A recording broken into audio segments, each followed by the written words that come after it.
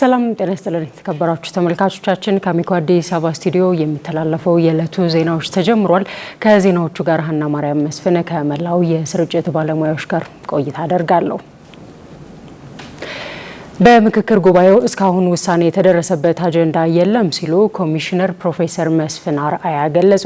የኢትዮጵያ ሀገራዊ ምክክር ኮሚሽን ዋና ኮሚሽነር ፕሮፌሰር መስፍን አርአያ የሀገራዊ ምክክሩን የእስካሁን ሂደት በተመለከተ መግለጫ ሰጥቷል። በአሁኑ ወቅት በየቡድን አደረጃጀቱ የመከሩባቸው ለ250 ወይም ለንዑስ ቡድን ተመካካሪዎች የሚያቀርቧቸው ሀሳቦች በሚገባ እየተሰነዱ መሆኑን ዋና ኮሚሽነሩ ገልጠዋል። ያለቀ ነገር የለም። ሀሳቦች በሚገባ ቀርበዋል። ሁላቸውም ሀሳቦቻቸውን እያቀረቡ ነው። ስለዚህ አሁን ከዚህ ከዳይቨርጀንት ከሚበታተነን በጣም በርካታ የሆኑ ይዘን የመጣናቸው ሀሳቦች በሙሉ ቀስ እያሉ እየተጠጋጉ ነው። ስለዚህ እስካሁን የተወሰነ ነገር የለም። ይሄ ቦታ እንደዚህ ተወሰነ፣ እነኚህ ፓርቲዎች እንዲህ ያደረጉ፣ እነኚህ ዝም ብሎ ሀሳቦች፣ ፍላጎቶች፣ ምኞቶች ናቸው እንጂ ወደ ውሳኔ የሚያቀርበው ፌዝ ወይም ምዕራፍ ላይ ገና አልደረሰም። ምክንያቱም ይሄ የ250 ፌዝ ስልታዊ ቡድኖች 250ዎቹ 16ቶቹ እንደገና በእነኚህ አጀንዳዎች ላይ አብላልተው ከጨረሱ በኋላ ምን ያደርጋሉ? ለ500 ቡድናቸው ያቀርባሉ ማለት ነው። እንደገና የሚያብላሏቸው ሀሳቦች ይኖራቸዋል። ስለዚህ ያን ጊዜ ነው እንግዲህ ወደ መሀል ወደ ኮንሰንሰስ የምንለው ወደ መግባባት ምዕራፍ ደረስ የሚባለው እዛ ላይ በምንደርስበት ጊዜ ነው። በእስካሁኑ የምክክር ሂደት ተመካካሪዎች ሀሳባቸውን በነጻነትና በግልጽ እያቀረቡ እንደሚገኙም ኮሚሽነሩ ገልጠዋል። ሂደቱ ስኬታማ እንደሆነም አብራርተዋል። ያስተዋልኩት ነገር ብዙ መከባበር ያለበት ነው። ስለ ሃይማኖቶች በዛ ሂደት ውስጥ ተነስተዋል። ሀገር ግንባታ፣ ስለ ኢትዮጵያዊ ምንነት፣ ማንነት ብዙ ነገሮች ብዙ ጉዳዮች ተነስተዋል። ያ ሁሉ ሆኖ ግን ትልቅ መከባበር የታየበት አልፎ አልፎ የሚነሱ እሰጥ አገባዎች መኖራቸው ግን እጅግ በጣም አስፈላጊ ነው። የኛ ሀሳቦች ወደሚለው ቀስ እያለ እየተጠጋን ስለሆነ እንግዲህ በሂደት ወደ 500 ላይ ስንደርስ ወደ ምክረ ሀሳብ ደርሳ ለ2019 ትልቅ ብስራት እንሰማ ይሆናል ብለን ተስፋ እናደርጋለን። ዘገባው የባልደረባችን ኢብራሂም መሐመድ ነው። ለዓለም አቀፍ ፈተናዎች አፍሪካውያን መፍትሄዎችን ማቅረብ የሚችል ስትራቴጂካዊ ተዋናይ መሆን አለብን ሲሉ የውጭ ጉዳይ ሚኒስትሩ ዶክተር ጌዲዮን ጢሞቴዎስ ተናገሩ። የአጀንዳ 2063 ግቦችን ለማሳካት $2 ቢሊዮን ገደማ የፋይናንስ አቅም እንደሚያስፈልግ የገለጡት ደግሞ የአፍሪካ ህብረት ኮሚሽን ሊቀመንበር መሐመድ አሊ የሱፍ ናቸው። የአፍሪካ ህብረት 49ኛው የስራ አስፈጻሚዎች ምክር ቤት መደበኛ ስብሰባ በአዲስ አበባ እየተካሄደ ይገኛል። መሰረት መግጫ የአፍሪካ ህብረት የስራ አስፈጻሚ ምክር ቤት መደበኛ ስብሰባ የአጀንዳ 2063 ግቦችን ለማሳካት ዘላቂ የውሃ አቅርቦትና ደህንነቱ የተጠበቀ የንጽህና አጠባበቅ ስርዓትን ማረጋገጥ በሚል መሪ ሀሳብ እየተካሄደ ይገኛል። በጉባኤው መክፈቻ ላይ የኢትዮጵያ ውጭ ጉዳይ ሚኒስትር ዶክተር ጌዲዮን ጢሞቴዎስ አፍሪካ የሚደርሱባትን ዓለም አቀፍ ተጽዕኖዎች ለመቋቋም አህጉራዊ መፍትሄዎችን የመቅረጽ ከፍተኛ ኃላፊነት አለባት ብለዋል። We are meeting at a defining moment in international affairs. በዓለም አቀፍ ደረጃ አዲስ ታሪካዊ ምዕራፍ ላይ እንገኛለን። የዓለም ስርዓት መሰረቶች ከፍተኛ ለውጥ እያስተናገዱ ይገኛል። የጂኦፖለቲካዊ ውድድር፣ የቴክኖሎጂ ሽግግር፣ የአየር ንብረት ለውጥ ተጽዕኖና በስትራቴጂካዊ ሀብቶች ላይ ያለው ፍክክር አዲስ የዓለም አቀፍ ግንኙነት ቅርጽ እየፈጠሩ ይገኛል። እነዚህ ለውጦች በአህጉራችን ላይ ቀጥተኛ ተጽዕኖ ስላላቸው የአዲሱ ነባራዊ ሁኔታ አቅጣጫዎች የመቅረጽ ኃላፊነትና ለዓለም አቀፍ ፈተናዎች አፍሪካውያን መፍትሄዎችን ለማቅረብ ስትራቴጂካዊ ተዋናይ መሆን ይገባናል። Capable of providing African solutions to global challenges. ውጭ ጉዳይ ሚኒስትሩ ዶክተር ጌዲዮን አክለውም የአፍሪካ ህብረት በጋራ መርህ ላይ የተመሰረተ እድገትን ለማረጋገጥ ወሳኝ ሚና መጫወት እንዳለበት ገልጸው ኢትዮጵያ በህብረቱ ላይ ትልቅ እምነት እንዳላት አክለዋል። The African Union has a central role in this endeavor. ህብረታችን አፍሪካ ቅድሚያ የምትሰጣቸውን ጉዳዮች የምታንጸባርቅበትና ጥቅሞቿን የምታስከብርበት ተቋምና እውነተኛ የአፍሪካ ድምጽ ሆኖ ማገልገል አለበት። የሚገጥሙን ፈተናዎች ቢኖሩም የአፍሪካ እድገት እውነተኛና ሊካድ የማይቻል በ2026 ፈጣን እድገት ከሚያስመዘግቡ የዓለም ሀገራት መካከል 8ቱ ከእኛ አህጉር የተገኙ ናቸው። በኢኮኖሚና በህዝብ ቁጥርም የዓለም ኢኮኖሚ እድገት ሞተር ለመሆን ታጭተናል። ኢትዮጵያ የአፍሪካ ህብረትን የአህጉሪቱ የወደፊት እድል ምትክ የሌለው ተቋም አድርጋ ትመለከታል። Indispensable mechanism for collective action and a shared future. የአፍሪካ ኢኮኖሚ ኮሚሽን ስራ አስፈጻሚ ክላቨር ጋቴቴ በበኩላቸው የህብረቱ የዘንድሮ ትኩረት የሆነውን የዘላቂ ውሃ አቅርቦትና ደህንነቱ የጠበቀ የንጽህና አጠባበቅን አጽንኦት በመስጠት ውሃ ለአህጉሪቱ ዘላቂ እድገት ወሳኝ መሆኑና ለ2063 ግቦች መሳካት ትልቁ መሳሪያ መሆኑን ገልጸዋል። Water is the foundation of sustainable development. ውሃ የዘላቂ ልማት መሰረት ነው። ግብርናን ያጎለብታል፣ የኃይል ስርዓቶችን ያንቀሳቅሳል፣ ኢንዱስትሪዎችንም ይደግፋል፣ የአየር ንብረት ለውጥን የመቋቋም አቅምንም ያጠናክራል፣ እንዲሁም ሌሎች የውሃ ስርዓቶች ሲታወኩ ደግሞ እነዚህ ሁሉ ጉዳት ይደርስባቸዋል። ከ400 ሚሊዮን በላይ አፍሪካውያን መሰረታዊ የንጹህ መጠጥ ውሃ አቅርቦት እንዲሁም ከ700 ሚሊዮን በላይ ዜጎች ደህንነቱ የተጠበቀ የንጽህና አጠባበቅ አገልግሎት አያገኙ። ይህ ችግር በጤና፣ በምርታማነት፣ በምግብ ዋስትናና በሰብአዊ ክብር ላይ ከፍተኛ አሉታዊ ተጽዕኖ እያሳደረ ይገኛል። የአፍሪካ ህብረት ኮሚሽን ሊቀመንበር ማህሙድ አሊ የሱፍ የአጀንዳ 2063 ግቦችን ለማሳካት እንደሚሰራ ገልጸው ግቡን ለማሳካት ግን ከፍተኛ የፋይናንስ አቅም እንደሚጠይቅ ገልጸዋል። የአጀንዳ 2063 ግቦችን ማሳካት ከፈለግን ከፍተኛ የፋይናንስ ሀብት ማካበት አለብን። የሚፈለገው የፋይናንስ መጠን ደግሞ ወደ $2 ቢሊዮን ገደማ እንደሆነ ይገመታል። የኮሚሽኑ ሚና ለአፍሪካ ልማት ኢንቨስትመንትን ለመሳብ የሚያስችል ምቹ ሁኔታን መፍጠር ነው። የአፍሪካን ቅድሚያ የሚሰጣቸው ጉዳዮች ለማስቀደምና ድምጿ እንዲሰማ ለማድረግ ሁሉንም መድረኮችና እድሎች መጠቀማችንን እንቀጥላለን። ኮሚሽኑ አስፈላጊ ተቋማዊ ማሻሻያዎችን በመተግበር ላይ ይገኛል። ጥንቃቄ የተሞላው የፋይናንስ አስተዳደርና በውጤት ላይ የተመሰረተ የአሰራር ስርዓትን ለመተግበር ያለውን ቁርጠኝነት ያረጋግጣል። ሊቀመንበሩ አክለውም አፍሪካውያን በጋራ ድምጽ የአህጉሪቱን ማንነት ለማንጸባረቅ በትብብር መስራት እንዳለባቸውና የተያዙ ሀሳቦችና ፖሊሲዎችን ወደ ተጨባጭ ተግባር በመቀየር ረገድ የሚጠበቅባቸውን ኃላፊነት መወጣት እንዳለባቸው አሳስበዋል። በኢትዮጵያ የሰነደ መዋዕለ ንዋዮች ገበያ ያልተመዘገቡ የፋይናንስ ተቋማት ገበያውን እንዲቀላቀሉ ጥሪ ቀረበ። የአቢሲኒያ ባንክ በኢትዮጵያ የሰነደ መዋዕለ ንዋዮች ገበያ በይፋ ተመዝግቧል። ድልነሳ መንግስቴ የኢትዮጵያ ሰነደ መዋዕለ ንዋዮች ገበያ ከተመሰረተ 2 ዓመታት ሊደፍን ተቃርቧል። አቢሲኒያ ባንክ 6ኛው ተቋም ሆኖ የተመዘገበ ሲሆን ገበያው ለባንኩም ሆነ ለፈጣን ኢኮኖሚያዊ እድገት ወሳኝ መሆኑን የባንኩ ዋና ስራ አስፈጻሚ አቶ በቃሉ ዘለቀ ተናግረዋል። ባንካችን የኢትዮጵያ የገበያ ካፒታል ባለስልጣን በመመዝገብ የጸደቁ 17,481,120 አክሲዮኖችን ለገበያ አቅርቧል። ይህም ለባለ አክሲዮኖቻችን የበለጠ ግልጽነትን በካፒታል ገበያ ውስጥ ሰፊ ተሳትፎና ዘላቂ እሴት መፍጠርን የሚያጠናክር ጉልህ እርምጃ ነው። የዛሬው ምዕራፍ ለባንካችን አዲስ የባለ አክሲዮን ተሳትፎ መንገድ የሚከፍት የተጠናከረ ተቋማዊ አስተዳደርን የሚያጎለብትና በካፒታል ገበያ ላይ ያለን ተሳትፎ የሚያሳድግ አዲስ ጉዞ መጀመሪያ ነው። የኢትዮጵያ ሰነደ መዋዕለ ንዋዮች ገበያ ዋና ስራ አስፈጻሚ ዶክተር ጥላሁን እስማኤልና የካፒታል ገበያ ባለስልጣን ዋና ዳይሬክተር ሀና ተህልቁ ለኢንቨስተሮችና ለባለ አክሲዮኖች ብቻ ሳይሆን ለሀገሪቱ ካለው አስተዋጽኦ አንጻር ግብይቱ ሊሳለጥ እንደሚገባ በአጽንኦት ገልጸዋል።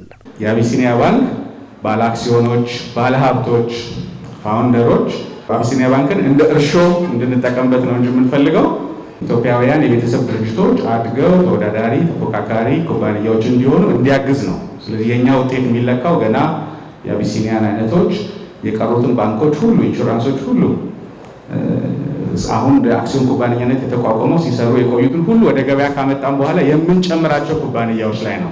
ሁላችን ይሄ ገበያ እንግዲህ የደራ የምንለው እንዲሆን ሁሉ ሰው መሳተፍ አለበት። ይሄ ገበያ የሪጅናችን ብቻ ሳይሆን የኮንቲነንቱ ትልቅ ገበያ የመሆን ፖቴንሻል አለው ብለው እኛ ባህል ያሉ ሰዎች አይደሉም፣ ከኛ ውጭ ያሉ ሰዎች በድፍረት በዓለም መድረክ የሚናገሩለት ገበያ ነው። ስለዚህ ለዚህ ገበያ የሚመጥን ሪያክሽን የሚመጥን ኮንትሪቢዩሽን ሁላችንም ልናደርግ ይገባል። የኢትዮጵያን ኢኮኖሚ ስር ነቀል በሚባል መልኩ እንዲቀይሩ ከተሰሩ በርካታ ስራዎች መካከል የሰነደ መዋለ ንዋይ ገበያ እንዲኖራት መደረጉ መሆኑን ያነሱት የብሔራዊ ባንክ ገዢ ዶክተር ኢዮብ ተካልኝ ሁሉም የአቢሲኒያንና ሌሎች ቀድሞ ገበያውን የተቀላቀሉትን ፈለግ እንዲከተሉ ጠበቅ ያለ ጥሪ አስተላልፈዋል። ወደ ኢትዮጵያ ሰነደ መዋዕሎች ገበያ መጥቶ ሊስት መደረግ ለባለ አክሲዮኖቹ ለአጠቃላይ ኢኮኖሚውም በጣም ትርጉም ያለው ጉዳይ መሆኑን ተረድታችሁ ስራውን በትጋት እንድትሰሩ አደራ ማለት ፈልጋለሁ። እዚህ ያላችሁ ሌላ ጊዜ የምትሰሩ የባንክ አመራሮች አንዱ የእናንተን የሊደርሺፕ ኳሊቲ የምናይበት መንገድ ለዚህ ስራ በሰጡት ትኩረት ነው። የአቢሲኒያን ስኬት እያደነቅን እንኳን ያደረሳችሁ እያል ለተቀሩት ባንኮች፣ ለተቀሩት ኢንሹራንስ አመራሮችና ለአጠቃላይ ለግሉ ሴክተር በጣም ካደራ ጭምር ጠበቅ ያለ ጥሪ ማድረግ ፈልጋለሁ። የኢትዮጵያ ሰነደ መዋለ ንዋይ ገበያ በአመቱ ካቀዳቸው 9 ምዝገባዎች 5ቱን ማሳካቱን ገልጿል። ዜናዎቻችን ቀጥሏል። በመጪው የትምህርት ዘመን የትምህርት ቤቶችን ደረጃ ለማሻሻል እየሰራ እንደሚገኝ የደብረ ብርሃን ከተማ አስተዳደር ትምህርት መምሪያ አስታወቀ። የመማር ማስተማር ሂደቱን ምቹ ለማድረግ እሰራለሁም ብሏል። ዮናስ ታደሰ።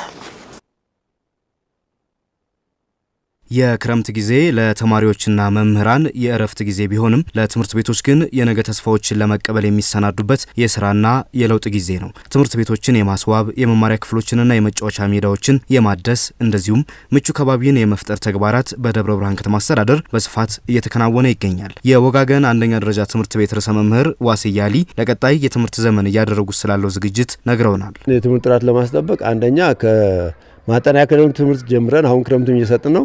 ከበጋ ከሰጠነው ውጭ ማለት ነው። ራሱ ሌላ የግንባታ ጉዳይ ምቹ ሁኔታ ከመፍጠር አንጻር አዲስ ተጨማሪ ክፍል ራሱ ክላሱን እናሳድጋለን። በነገራችን ላይ ከ1 እስከ 5 ነበር የነበረው። አሁን ቀጣይ ከ1 እስከ 6 የምንከፍት ተጨማሪ ክላስ ራሱ ያው አንድ ብሎክ ባለ 4 ሴክሽን ግንባታ አድርገናል ማለት ነው። ራሱ ይሄን ቀጣይ ላይ ስራ ላይ የምናውለው ጉዳይ ሆናል። በርኔት የቀረን እሱም ደግሞ ተሰጥቷል ለማሰራት። አንዱ ተማሪዎቹ ከቤታቸው ወጣ ብለው ወደ ትምህርት ቤት ሲመጡ ሳቢና ማራኪው ነገር ማየት ይፈልጋሉ። ራሱ ትምህርት ቤቶችን ለአዲሱ የትምህርት ዘመን የተሻሉና ደረጃቸውን የጠበቁ እንዲሆኑ ከማድረግ አኳያ የተለያዩ ስራዎች ካለፈው ጊዜ በተሻለ መንገድ እንደሚሰራ የሚገልጹት ደግሞ የከተማ አስተዳደሩ ትምህርት መምሪያ ምክትል ኃላፊ ሳሙኤል አለማየሁ ናቸው። በከተማ አስተዳደራችን በከፍተኛ ሁኔታ በተለይ የደረጃ ማሻሻል ስራዎቻችን ኦልሞስት በኢንስፔክሽን ምዘናዎቻችን ሰብስታንዳርድ የሆኑ ተቋማቶች ደረጃ 1 ያሉ ተቋማት የለንም።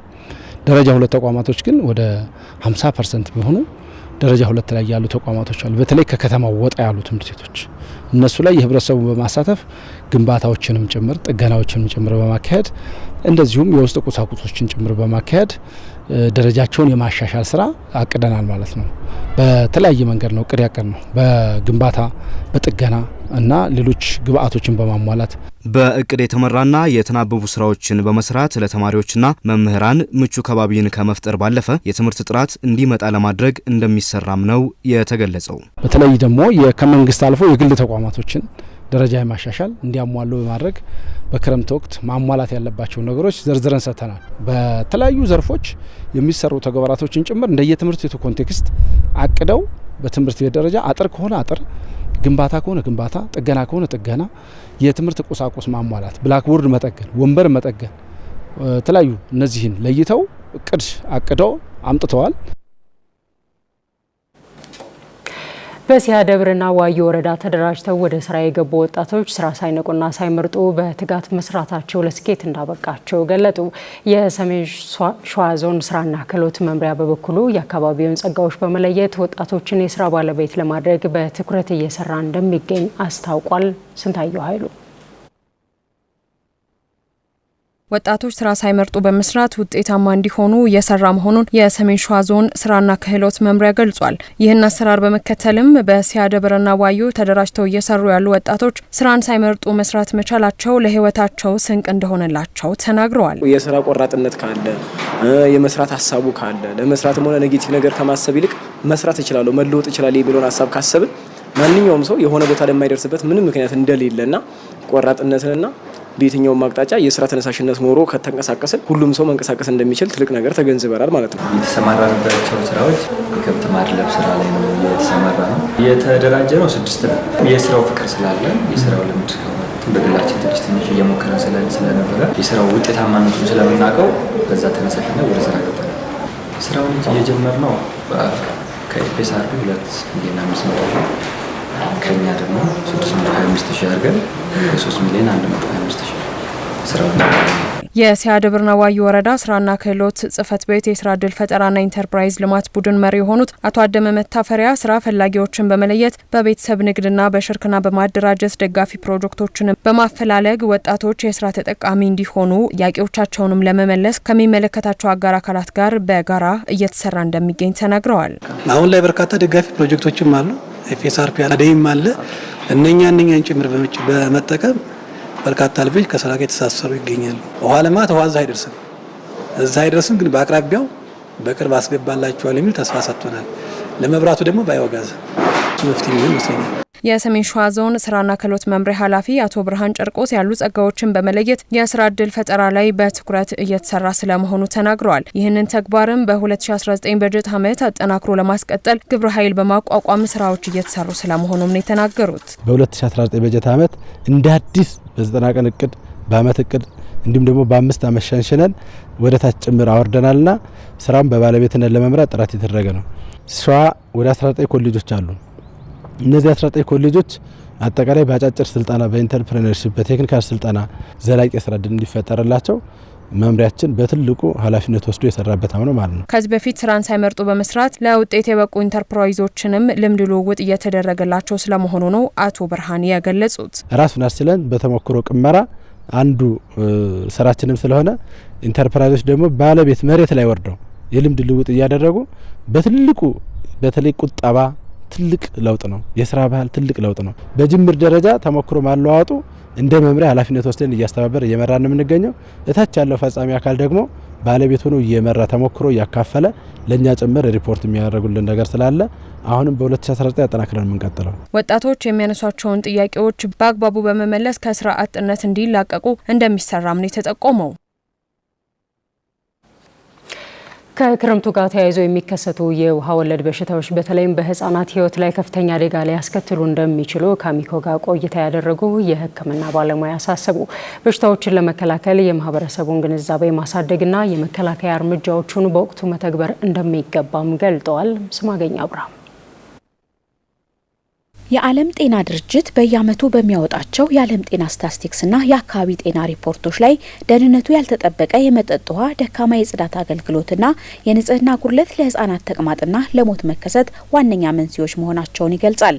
ይህም ከህብረተሰቡ የውሃና የምግብ ንጽህና የመጠበቅ ልማድ አለመዳበር ጋር ተዳምሮ የአጣዳፊ ተቅማጥና ትውከት በሽታ በየጊዜው እንዲከሰት አስተዋጽኦ ከፍተኛ መሆኑን በየካቲት 12 ሆስፒታል ሜዲካል ኮሌጅ የህብረተሰብ ጤና ባለሙያ ተባባሪ ፕሮፌሰር የሆኑት ዶክተር ጌታቸው ወልደ ዮሐንስ ያስረዳሉ። በተለይ የክረምት ወቅትን ተከትሎ እነዚህ የተቅማጥ ወለድና የመሳሰሉ ውሃ ወለድ የምንላቸው በሽታዎች የሚጋለጡበት አንደኛ ምክንያት የውሃ አካላት በተለያየ ሁኔታ ስለሚበከሉ፣ በተለይ በጎርፍ ሊበከሉ ይችላሉ። እንደዚሁም ደግሞ ህፃናት አብዛኛውን ጊዜ ንጽህና ባልተጠበቀ አካባቢ በሚኖርበት ጊዜ እጃቸው ማንኛውም ነገር ወደ አፋቸው ያስገባሉ።